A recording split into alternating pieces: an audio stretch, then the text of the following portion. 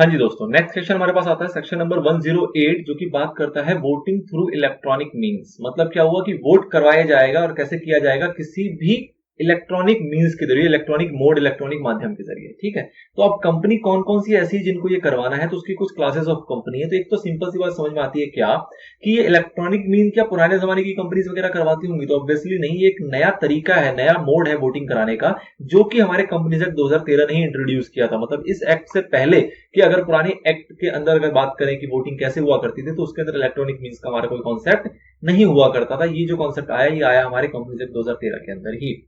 इसके ऊपर रूल है हमारा रूल नंबर 20, जो कि companies management and administration rule 2014 का है, जो कि इसके बारे में एक डिटेल्ड प्रोसीजर बताता है कि क्या क्या चीजें हैं जो कि आपको फॉलो करनी होगी। ऑब्वियस सी बात है, जो डिटेल प्रोसेस होता है कि वोटिंग कैसे कंडक्ट करवाई जाएगी, वो हमारे रूल्स के अंदर ही मेंशन होता है। ठीक है, तो क्या कहा जा रहा है, voting through electronic means shall apply in respect of general meeting for which notices are issued on or after the date of commencement of this rule. मतलब क्या हुआ कि इलेक्ट्रॉनिक मोड है, इलेक्ट्रॉनिक मीन है, इसके जरिए क्या कोई ऐसी कंपनी करा सकती है, जबकि ये रूल आए नहीं, उससे पहले की कंपनी क्या इलेक्ट्रॉनिक मोड से करवा सकती थी? तो ऑब्वियसली नहीं। तो कहा जा रहा है कि जनरल मीटिंग के लिए नोटिस जो इश्यू किया जाएगा कि हाँ भाई हम जनरल मीटिंग करवाने जा रहे हैं जिसके अंदर हम इलेक्ट्रॉनिक मीन को कंसिडर करेंगे वोटिंग के लिए, तो वो कब किया जा सकता है? वो किया जा सकता है इस रूल के आने के बाद। जो रूल नंबर 20 हमारा इंट्रोड्यूस हुआ, इसके आने के बाद ही, इससे पहले ऐसा कोई कॉन्सेप्ट नहीं हुआ करता था। नाउ अगला पॉइंट आता है आपके पास, company providing its member to exercise right to vote by electronic mean. कौन कौन सी कंपनी है जो कि इलेक्ट्रॉनिक मीन को प्रोवाइड करती है या करना चाहिए, जिनके ऊपर ये लाइबल हो जाता है? तो पहला आता है इसके अंदर कि लिस्टेड कंपनी होनी चाहिए, number 1, and along with that जो उनके मेंबर्स हैं, जो उस कंपनी के अंदर मेंबर्स हैं, वो आपके 1000 से कम नहीं होने चाहिए। तो ये दोनों के बीच में एंड है। एंड का मतलब क्या हुआ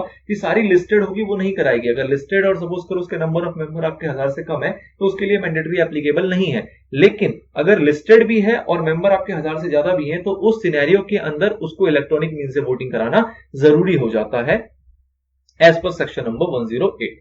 फिर इसके लिए एक्सेप्शन दी गई। एक्सेप्शन क्या दी गई कि सपोज करो निधि कंपनी है। निधि कंपनी कौन सी होती है वो आपको पता है, उन्हें एक्सप्लेनेशन के अंदर मेंशन किया है। निधि कंपनी का मतलब वो होता है वो कंपनी जो कि सेंट्रल गवर्नमेंट के रेगुलेशन के अकॉर्डिंग क्रिएट की जाती है, जिसका कि काम होता है कि सेविंग को प्रमोट करना और मेंबर्स से कुछ फंड एक्यूमुलेट करना और उसका बेनिफिट उसी निधि कंपनी के मेंबर्स को पहुंचाना। इस तरीके से कुछ काम करती है निधि कंपनी, जिसके बारे में हमने डिस्कस पहले किया हुआ है। तो निधि कंपनी के ऊपर इलेक्ट्रॉनिक मीन से वोटिंग कराने का जो सेक्शन है वो एप्लीकेबल नहीं होता। उसके अलावा कोई भी एंटरप्राइज या इंस्टीट्यूशनल इन्वेस्टर है जो कि चैप्टर एक्स बी या एक्स सी के अंदर कवर होता है, किसके? सेबी के 2 चैप्टर है, उसके अंदर जो कवर होते हैं हमारे एंटरप्राइज या इंस्टीट्यूशनल इन्वेस्टर, उनके ऊपर भी हमारा ये वाला एक्ट और ये वाला रूल जो है वो एप्लीकेबल नहीं होता। मतलब इलेक्ट्रॉनिक मूल का उसके ऊपर एप्लीकेबिलिटी नहीं आती है। फिर बात करते हैं exercise of right by member. अब मेंबर क्या है, इसके जो ये राइट इसके अंदर है बेसिकली वो क्या एक्सरसाइज कर सकती है? तो इसके लिए कहा जाता है a member may exercise his right to vote through voting by electronic means on resolution and company shall pass such resolution in accordance with the provision of this rule. मतलब क्या हुआ कि ये जो राइट बेसिकली दिया जा रहा है, ये जो मेंबर है वो चाहे तो एक्सरसाइज करें और चाहे तो एक्सरसाइज नहीं भी कर सकते। नहीं करने का ऑप्शन बेसिकली क्या है कि सपोज करो आपको इलेक्ट्रॉनिक मीन से कहा जा रहा है, आपने कहा जी हमें नहीं समझ में आता, हम तो मीटिंग में आएंगे और शो ऑफ हैंड से करेंगे या पोल के जरिए कर लेंगे, जैसा भी होगा, बट इलेक्ट्रॉनिक मीन से हम नहीं करना चाहते। तो ये उसके ऊपर है, ये फैसिलिटी देना कंपनी की लायबिलिटी है, बट अगर कुछ लोग ऐसे हैं जो इसको एक्सरसाइज नहीं करना चाहते, तो वो चाहे तो इसको ऑप्ट ना भी करें। नाउ बात आती है प्रोसीजर्स की। तो क्या क्या प्रोसीजर्स है जो कि कंप्लाई करना जरूरी है, तो वो प्रोसीजर देखेंगे। प्रोसीजर में ध्यान रखना कि कई चीजें ऐसी है जो रिपीटिंग नेचर में आएंगे। रिपीटिंग नेचर का मतलब क्या हो गया कि कई चीजें जो हमें नोटिस में भी मेंशन करना है और कई चीजें ऐसी आएंगी जो हमें एडवर्टीजमेंट में भी मेंशन करना है। क्यों? क्योंकि जो हम मीटिंग करने जा रहे हैं उसको हम नोटिस भी देंगे मेंबर को, एंड अलॉन्ग विद दैट उसका हमें एडवर्टीजमेंट भी देना होता है न्यूज़पेपर के अंदर। तो जो नोटिस का कंटेंट है और जो न्यूज़पेपर का कंटेंट होगा वो काफी कुछ सिमिलर चलेगा, तो इसलिए थोड़ा सा रिपीटेशन यहाँ पे आ सकता है। एक चीज और क्लैरिफिकेशन करूं यहाँ पे कि इलेक्ट्रॉनिक मीन की वोटिंग ना 2 तरीके से होती है। एक होती है रिमोट ई वोटिंग।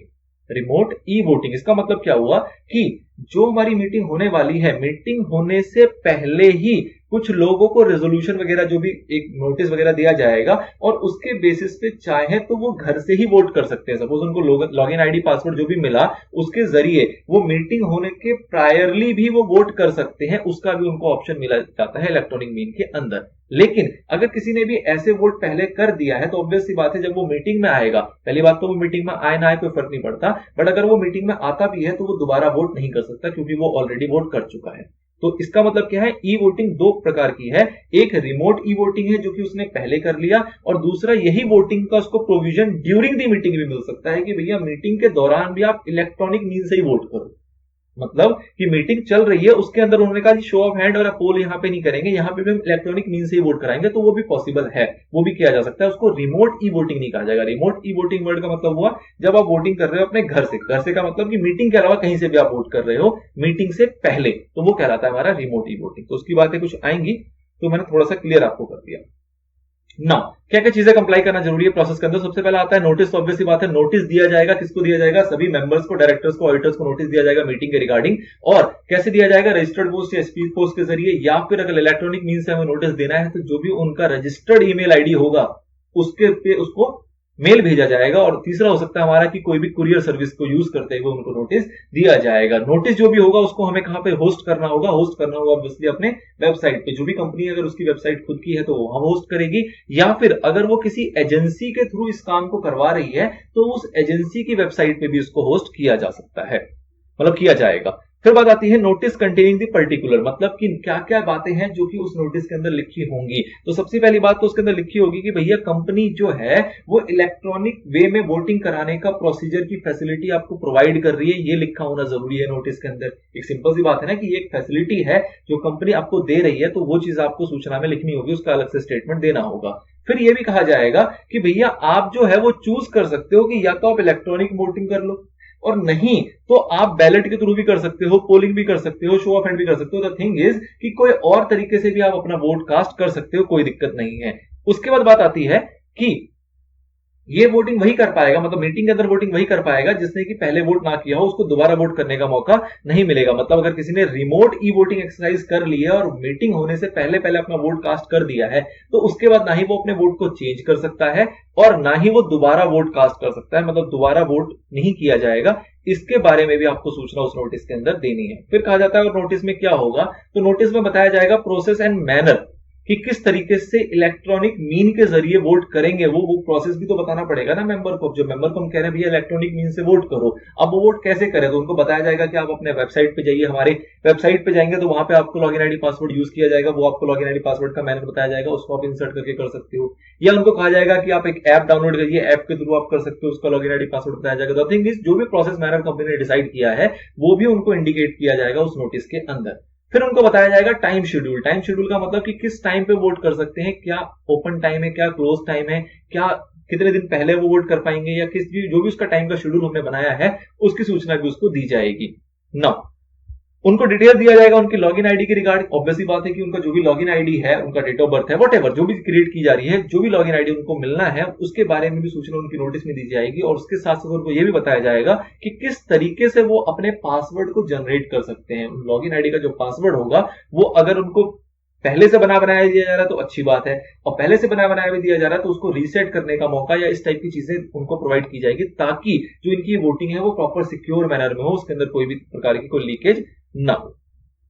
अगला पॉइंट आता है पब्लिशिंग का, कि नोटिस को पब्लिश किया जाएगा। जब भी पब्लिश की बात आती है तो आपको पता है कि भैया पब्लिश कहां किया जाएगा, तो पब्लिश किया जाता है हमारे न्यूज़पेपर के अंदर ही। कब, जैसे हमने डिस्पैच कर दिया। एक तो होता है हमने पहले क्या किया, हमने नोटिस भेज रहे थे उसको पर्सनली, जैसे हमने पोस्ट के थ्रू भेजा, ईमेल का, एज द केस में भी जैसे भी आपने नोटिस दे दिया, नोटिस देने के बाद इमीडिएटली हमें क्या करना पड़ेगा, हमें उसको पब्लिश करना पड़ेगा। कहां, न्यूज़पेपर के अंदर। कितने दिन का गैप होना चाहिए उसके बीच में, तो आपको पता है 21 डेज का गैप होना चाहिए। न्यूज़पेपर की जैसी बात आएगी तो आपको पता है कि भैया दो टाइप के न्यूज़पेपर होते हैं, एक वर्नाक्युलर लैंग्वेज का जो कि उस डिस्ट्रिक्ट की लैंग्वेज में बेसिकली होता है जहां पे भी आपका रजिस्टर्ड ऑफिस है, और दूसरा होता है इंग्लिश लैंग्वेज का जो कि बेसिकली वो लैंग्वेज होती है जो कि पूरे कंट्री, पूरे नेशन के अंदर स्प्रेड किया जाता है उस टाइप के न्यूज़पेपर को। उस लैंग्वेज के अंदर उसको हमें मैटर को देना होता है, जो भी हमारे मीटिंग के रिगार्डिंग इन्फॉर्मेशन है। क्या क्या इन्फॉर्मेशन उसके अंदर होना जरूरी है, मतलब जो एडवर्टीजमेंट होगा उसके अंदर क्या क्या होना जरूरी है। तो सबसे पहला स्टेटमेंट एक ये होगा कि हाँ जी, जो भी हमारी ट्रांजैक्शन बिजनेस की होने वाली है उसकी जो वोटिंग करवाई जाएगी उसमें इलेक्ट्रॉनिक्स मींस का भी ऑप्शन हम दे रखें। रिपीटिंग होगी, ध्यान रखना है। जो अभी हमने नोटिस के अंदर पढ़ा, क्योंकि नोटिस में हम वही सारी चीजें बताएंगे और एडवर्टीजमेंट भी वही सारी चीजें बताएंगे, एक तरीके से फैक्टर्स तो सेम ही रहेंगे। तो सबसे पहला क्या कि इलेक्ट्रॉनिक्स मींस के थ्रू भी वोट किया जा सकता है बिजनेस के ऊपर, जो भी ट्रांजैक्शन हम करने वाले हैं, बिजनेस ट्रांजैक्शन जो भी डिस्कस किया जाएगा मीटिंग के अंदर। तो पहला पॉइंट ये हो जाता है। दूसरा पॉइंट ये हो जाएगा कि रिमोट ई वोटिंग कब से शुरू होने वाली है। रिमोट ई वोटिंग मैंने आपको बताया जब वो मीटिंग से पहले ही वोट कर सकते हैं। तो मीटिंग से पहले आपने तो 21 दिन पहले नोटिस दिया है, तो ऐसा तो नहीं है कि वो पहले दिन से ही आपका रिमोट ई वोटिंग स्टार्ट हो जाएगा, 2 दिन 4 दिन 5 दिन जो भी है। अभी हम इसमें रूल भी देखेंगे कि 3 दिन का सिनेरियो आता है। तो थिंग इज कि कितने दिन से स्टार्ट हो जाने वाली रिमोट ई वोटिंग, उसके बारे में इंफॉर्मेशन देनी होगी। रिमोट ई वोटिंग जो है वो किस दिन और किस समय पे वो खत्म हो जाएगा, उसका लास्ट डेट बेसिकली क्या होता है, वो भी हमारे रूल्स के अंदर अभी आगे पढ़ने को आपको मिलेगा। तो वो चीज भी आपको मेंशन करना है। कट ऑफ डेट मेंशन करना है। कट ऑफ डेट का मतलब क्या है बेसिकली, कट ऑफ डेट को जरा समझो। कट ऑफ डेट का यहाँ पे मतलब क्या है कि जैसे कि कुछ मेंबर्स ऐसे होते हैं जिनकी की रजिस्टर में एंट्री नहीं हुई अभी हमारी, या कुछ ऐसे बेनिफिशियल ऑनर हैं जिसकी अभी रजिस्टर में एंट्री नहीं हुई है, उनको ऑनरशिप की जो इंफॉर्मेशन है वो कंपनी तक अभी तक नहीं आई, तो उस केस में हमें एक कट ऑफ डेट देनी होती है कि इस डेट तक जिन जिन मेंबर्स की एंट्री हो गई है मेंबर में, रजिस्टर ऑफ मेंबर के अंदर उसकी एंट्री हो गई है, वो लोग इंटाइटल्ड हैं वोट करने के लिए, बाकी लोग इंटाइटल्ड नहीं है, वो अगले मीटिंग में इंटाइटल हो जाएंगे। द थिंग इज कि एक कट ऑफ डेट देनी होगी, क्योंकि वो प्रोसेस जो रजिस्टर में एंट्री करने का है वो कॉन्टिन्यूस बेसिस पे चलता रहता है। अब वो जो चलता रहता है तो किसी डेट को तो हमें कट ऑफ डेट मानना पड़ेगा ना, कि इस दिन तक जो लोग हो चुके हैं बुक, जिनकी एंट्री हो गई है वो इंटाइटल्ड है, और जो रह गए हैं वो इंटाइटल्ड नहीं है। तो इस तरीके से कट ऑफ डेट भी आपको बतानी पड़ेगी, ताकि कुछ ऐसे लोग जो हैं जिन्होंने ट्रांसफर वगैरह ट्रांसमिशन वगैरह किया है तो वो अवेयर हो जाए कि हम इंटाइटल्ड हैं या नहीं है ना। मैनर बताना पड़ेगा कि किस तरीके से वोट किया जाएगा। जो भी डिस्पैच आपका हो जाएगा तो उसके बाद लॉगिन आईडी है, उसका पासवर्ड किस तरीके से जनरेट किया जाएगा, किस तरीके से वो मेंबर्स को हासिल होगा, उसके बारे में जो भी आपकी जानकारी है, जो भी उनके लिए पहुंचानी जरूरी है, उस सारे प्रोसेस को भी आप एडवर्टीजमेंट के अंदर डिस्क्लोज करोगे। फिर आपको स्टेटमेंट देना है। स्टेटमेंट क्या देना है कि जो रिमोट ई वोटिंग होगी वो जो भी आपको डेट बताई गई है, जो भी टाइम बताया गया, उसके बियॉन्ड जाके आप नहीं कर सकते। जो भी वोट का मैनर होगा, जो भी मेंबर प्रेजेंट होंगे मीटिंग के अंदर, वो किस मैनर से वोट करेंगे उसके बारे में भी सूचना आपको देनी होगी। मेंबर जो है वो पार्टिसिपेट नहीं कर सकते। अगर सपोज किसी ने रिमोट ई वोटिंग को अप्लाई कर लिया, उसके अकॉर्डिंग वोट कर दिया है, तो ऑब्वियस सी बात है जब वो मीटिंग में आएंगे तो मीटिंग में वो पार्टिसिपेट तो कर ले, उसमें कोई दिक्कत नहीं है, लेकिन वो मीटिंग में दोबारा वोट नहीं कर पाएंगे। तो सेम रिपीटेड पॉइंट है, बट ये चीज भी आपको एडवर्टीजमेंट में देनी होगी। फिर कट ऑफ डेट वाली बात थी, वो चीज के बारे में भी बताया जाएगा। वो मैंने आपको बता दिया कि कट ऑफ डेट का मतलब क्या है, कि जो उसकी एंट्री की गई है उसकी कट ऑफ डेट क्या है, और वो वोट करने की फैसिलिटी को अवेल कर सकते हैं या नहीं कर सकते, रिमोट ई वोटिंग को वो अवेल कर सकते हैं या नहीं कर सकते, तो वो बेसिकली कट ऑफ डेट से डिसाइड हो जाता है। फिर बात करते हैं वेबसाइट की, तो वेबसाइट के अंदर भी इसको डिस्क्लोज किया जाएगा, और साथ ही में या तो कंपनी की वेबसाइट होगी तो उसके अंदर, और नहीं तो उस एडवर्टीजमेंट के बारे में जो एजेंसी है उस एजेंसी की वेबसाइट के ऊपर इसको पब्लिश किया जाएगा। फिर एक बहुत इंपॉर्टेंट चीज आती है, जैसा कि आपने देखा होगा कि कभी भी कुछ इलेक्ट्रॉनिक सिनेरियो होगा तो ऑब्वियसली बात है वहां पे ग्रीवेंसेस आएंगे। मतलब कई लोगों को चीजों को अप्लाई करने में, सपोज लॉगिन आईडी जनरेट करना है, उसके अंदर कुछ एरर आ रहा है, पासवर्ड जनरेट करना है, कुछ एरर आ रहा है, या और कुछ क्वेरीज आ रही हैं, तो कंपनी को एक रिस्पॉन्सिबल पर्सन भी इसमें बनाना पड़ेगा जो कि इस टाइप की ग्रीवेंसेस को डील करेगा। जितने भी मेंबर हैं उनकी जो भी क्वेरी होगी इस रिगार्ड में कि किस तरीके से वोट करें, कुछ चीजें समझ नहीं आ रही है, जो भी कुछ एक फिर कह लो कि आप हेल्पलाइन सेंटर उनको क्रिएट करना पड़ेगा, और जो भी ये पर्सन है उस पर्सन का नेम क्या है, डेजिग्नेशन क्या है, एड्रेस क्या है, ईमेल आईडी क्या है, फोन नंबर क्या है, ये सारी चीजें भी आपको देनी पड़ेगी, ताकि मेंबर इसको पहुंच के, इस तक पहुंच के अपनी सारी क्वेरीज को सॉल्व कर सके, अपनी ग्रीवेंसेस को सॉल्व कर सके। नाउ फिर कहा जा रहा है provided that the public notice shall be placed on the website of the company if any and of the agency. मतलब जो ये पब्लिक नोटिस दिया गया है, एडवर्टीजमेंट वाला जो पब्लिक नोटिस है, इसको वेबसाइट, कंपनी की वेबसाइट पे भी पब्लिश किया जाएगा, या फिर जो भी एजेंसी की वेबसाइट है उसके अंदर भी पब्लिश किया जाएगा। फिर बात आती है time of opening of e voting. अब ई वोटिंग कब ओपन किया जा सकता है? अभी आपने ऊपर देखा क्या कि कब कमेंसमेंट हो जाएगी उसको आपको लिखना है, ये तो हो गया। बाकी इन्होंने बता दिया क्या कि भैया लॉ क्या कहता है कि आपको कब कमेंस कर देना है। तो कह रहा है कि आपको जो आपकी मीटिंग होने वाली है उससे 3 दिन पहले से पहले नहीं होना चाहिए। मतलब क्या है, not less than 3 days. Not less than 3 days का मतलब क्या हुआ कि सपोज करो 10 तारीख को आपकी मीटिंग होने वाली है, तो 9 तारीख की शाम को 5 बजे तक ही रिमोट ई वोटिंग कर सकते हैं। पहला पॉइंट, अगर 10 तारीख को आपकी जनरल मीटिंग है तो उससे एक दिन पहले चले गए 9 तारीख, और 9 तारीख को शाम के 5 बजे तक ही लोग ई वोटिंग कर सकते हैं। अब 9 तारीख को अगर आप पीछे करोगे तो एक 9 तारीख लोगों ने वोट किया, एक 8 तारीख वोट दिया, एक 7 तारीख वोट दिया। कम से कम ये 3 दिन तो आपको देना ही है। आप चाहो तो 4 दिन दे दो, चाहो तो 5 दिन दे दो, चाहो तो 6 दिन दे दो, वो आपकी श्रद्धा है। बट आपको ये लॉ कहता है क्या कि एज पर रूल आपको कम से कम 3 दिन जो है वो रिमोट ई वोटिंग के लिए अपने जो सर्वर को है उसको ऑन करके रखना है, और ये क्लोज हो जाना चाहिए जिस दिन मीटिंग होने वाली है उससे जस्ट प्रीसीडिंग डे के शाम के 5 बजे तक। ठीक है जी, तो ये आपको मिनिमम रिक्वायरमेंट बता दिया। बाकी आपकी एग्जैक्ट डेट क्या होगी, कब से रिमोट ई वोटिंग स्टार्ट होने वाली है, वो चीज आपको पहले डिफाइन करना पड़ेगा, क्योंकि उसको मेंशन आपको पब्लिक एडवर्टीजमेंट में भी करना है, अलॉन्ग विद दैट नोटिस में भी करना होता है। फिर बात आती है option for remote e voting. क्या कह रहा है option for remote e voting का मतलब क्या हुआ कि जो भी लोग हैं रिमोट ई वोटिंग को अगर वो अवेल करना चाहे तो वो ऑब्वियसली बात है अवेल कर सकते हैं, जो भी हमारे मेंबर्स होंगे वो उसको ऑप्ट कर सकते हैं। फिर ऑप्ट के अंदर वही scenario same to same repeat का आएगा कि जिन्होंने भी रिमोट ई वोटिंग को ऑप्ट कर लिया, मतलब उन्होंने वोट पहले दे दिया, पहले देने का मतलब कि मीटिंग के प्रायर उन्होंने वोट डाल दिया अपना जो भी डालना था, तो उसके बाद वो ना ही अपने वोट को चेंज कर सकते हैं और ऑब्वियसली ना ही दोबारा वोट कर सकते हैं। लेकिन ये ऑब्वियस है कि वो मीटिंग के अंदर पार्टिसिपेट कर सकते हैं, मतलब उनको आने में कोई दिक्कत नहीं है, उनको वहां से लौटाया नहीं जाएगा, लेकिन वो दोबारा वोट नहीं कर पाएंगे।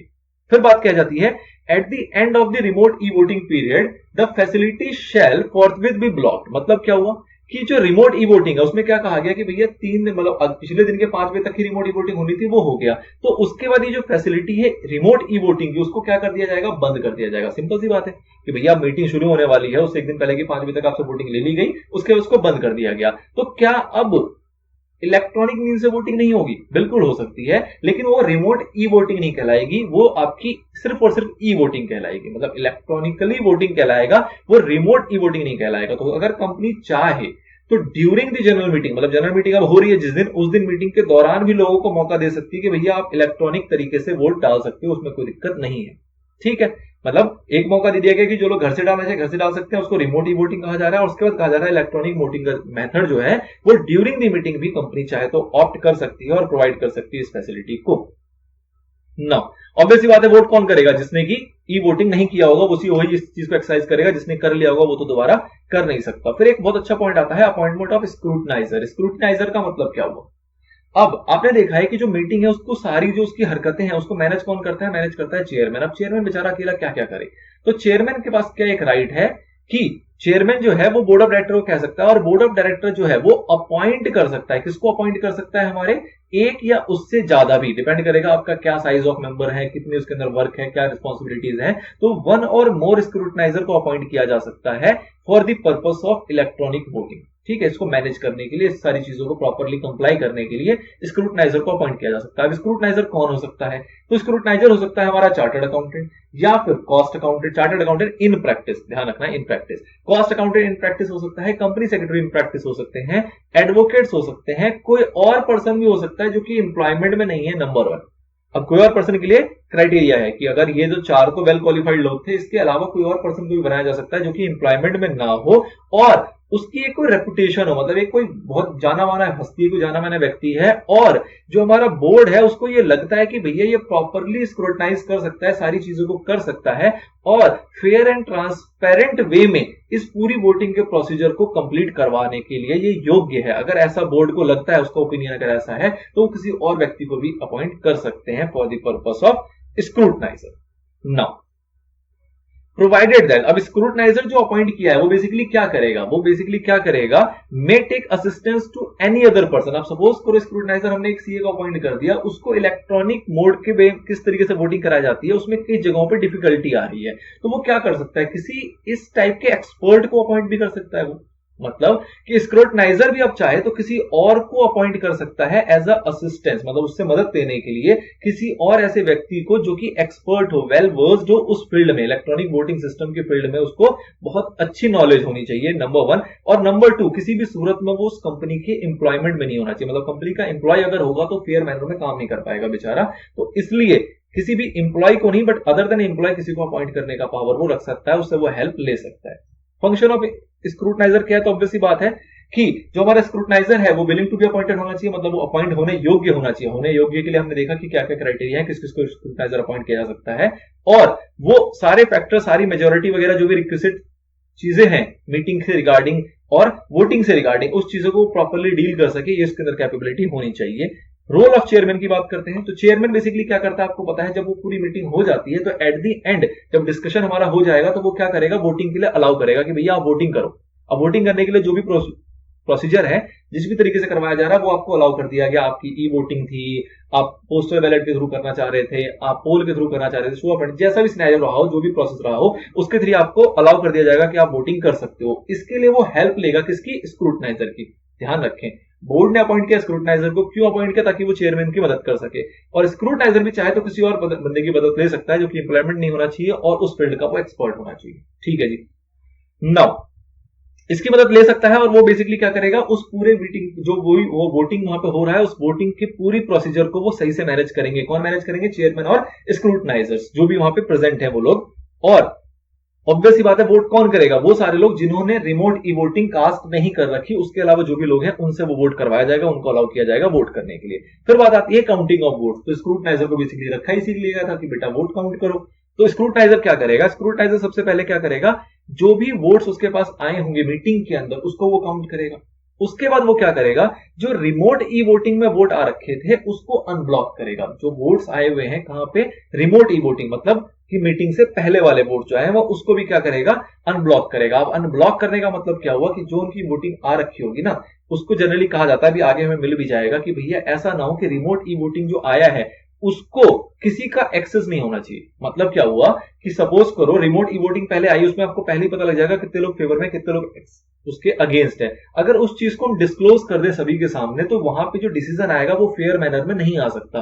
तो इसलिए वो भी जो फैक्टर है कि कितने, हमें ये पता होता है कि किस किस मेंबर ने रिमोट ई वोट कर दिया, लेकिन हमें ये नहीं पता होना चाहिए, हमें का मतलब स्क्रूटनाइजर को या चेयरमैन को या किसी भी व्यक्ति को ये नहीं पता होना चाहिए कि किसने वोट फेवर में किया है, किसने वोट अगेंस्ट में किया है। ये अलाउ नहीं होता कब तक, जब तक कि मीटिंग कंप्लीट नहीं हो जाती। ठीक है, बस उसको ये पता होता है कि किन किन मेंबर ने वोट कर दिया। ये पता होना क्यों जरूरी है? ताकि वो दोबारा वोट ना कर दे मीटिंग के अंदर। चलिए जी, तो बेसिकली क्या है, जो रिमोट ई वोटिंग का आपका ब्लॉक है उसको अनब्लॉक किया जाएगा। जो भी रिमोट ई वोटिंग आपके पास आ रखी थी जिसको आपने ब्लॉक कर दिया था शाम के 5 बजे, उसको अनब्लॉक किया जाएगा। अनब्लॉक जो किया जाएगा वो किसी ना किसी 2 विटनेस के सामने करेगा। स्क्रूटनाइजर भी हो सकता है झोल कर जाए, तो इसलिए वो 2 विटनेस को रखेगा। और जो 2 विटनेस होंगे वो ऑब्वियस सी बात है वो व्यक्ति होंगे जो कि इंप्लॉई नहीं होने चाहिए, इंप्लॉयमेंट में कंपनी के नहीं होने चाहिए। और उसको कितना टाइम मिलेगा? उसको मिलेगा इस पूरे प्रोसेस को कंपाइल करके रिपोर्ट बनाने के लिए 3 दिन का टाइम मैक्सिमम। मतलब कि वो जल्दी बना दे, पर मैक्सिमम उसके पास जो टाइम है वो 3 दिन का। 3 दिन में उसको क्या करना है, जो भी जनरल मीटिंग के अंदर वोट आया उसको काउंट करना है,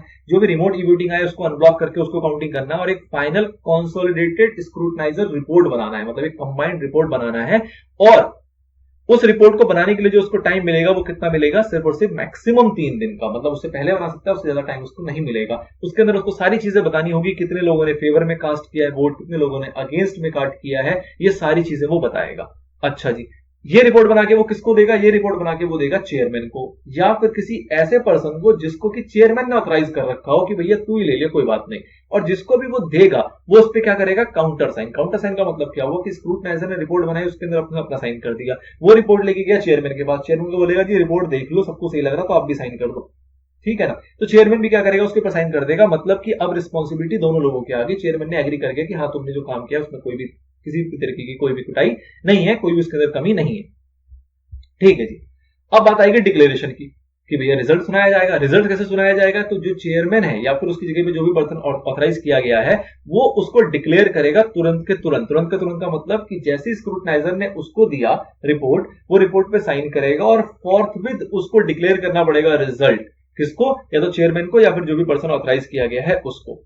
ठीक है जी, फिर यहां पे सीक्रेसी वाला एक एक्सप्लेनेशन दिया गया है। वो वही चीज है कि भैया आपको ये नहीं पता होना चाहिए कि कितने लोगों ने अफर्मेटिंग या फिर नेगेटिव आपका वोट किया था। मुद्दे के ऊपर इसको सीक्रेट रखा जाएगा। कब तक सीक्रेट रखा जाएगा? जब तक कि मीटिंग के अंदर के वोट पूरे कास्ट नहीं हो जाते, जब तक ये बातें किसी को नहीं बताई जाएगी। किसी को नहीं का मतलब कि चेयरमैन, स्क्रूटनाइजर या किसी भी पर्सन को इसके बारे में जानकारी नहीं होनी चाहिए, लेकिन बस उसको ये जानकारी होगी कि किन किन लोगों ने वोट दिया। वही अगला पॉइंट आता है आपका access of detail. Access of detail का मतलब क्या है कि रिमोट ई वोटिंग में जिन्होंने वोट कर दिया वो दोबारा वोट ना कास्ट कर दें, इसलिए स्क्रूटनाइजर को एक्सेस देना पड़ेगा। किस चीज का एक्सेस देना पड़ेगा? डिटेल्स का।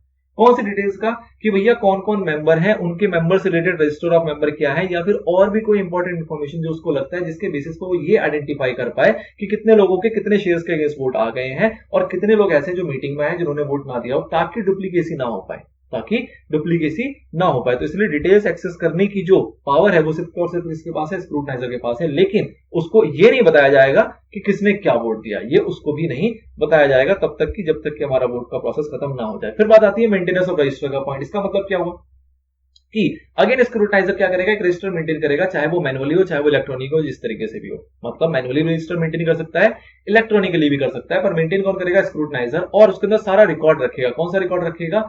कि कितने लोगों ने उसके फेवर में वोट किया, कितने लोगों ने अगेंस्ट वोट किया, क्या क्या उन लोगों के नाम थे, क्या क्या उनके एड्रेस थे, क्या क्या उनका फोलियो नंबर था, क्या क्या उनकी क्लाइंट आईडी थी, जैसे हमने देखा ना लॉगिन आईडी, तो वो क्या क्या उनकी आईडी थी, कितने शेयर्स उनके पास हैं, उन शेयर्स की नॉमिनल वैल्यू क्या है, और क्या उन शेयर्स पे कोई डिफरेंशियल वोटिंग राइट है, मतलब डीवीआर है या नहीं है। तो इस तरीके से एक प्रॉपर डिटेल्ड रूप में वो रजिस्टर मेंटेन करेगा। जो रजिस्टर्ड होगी वो किसकी केस स्टडी में रहेगी, तो ऑब्वियस सी बात है सेफ कस्टडी किसका होगा, स्क्रूटनाइजर का होगा। लेकिन कब तक, जब तक कि इसका प्रॉपर डिस्क्लोजर नहीं हो जाता। एक बार उसने रिपोर्ट बनाई, रजिस्टर बनाया, उसने वो चेयरमैन को दिया, चेयरमैन ने उसको अप्रूव कर दिया, साइन कर दिया, ये सारा प्रोसेस जब कंप्लीट हो जाएगा तो ऑब्वियस सी बात है ये जो पूरी कस्टडी होगी, किसकी कस्टडी होगी, और भी रेलेवेंट को डॉक्यूमेंट हो सकते हैं अलोंग विद द रजिस्टर जो कि मेंटेन किया है स्क्रूटनाइजर ने, वो सारी चीजों को हैंडओवर कर देगा किसको, कंपनी को। कंपनी का मतलब बोर्ड ऑफ डायरेक्टर को, लो भैया सब सारे फैसले हो गए, ये तुम्हारे दस्तावेज जो कि हमने इस पूरे प्रोसेस के अंदर यूज किया था, तो वो हैंडओवर किसको करेगा, कंपनी को।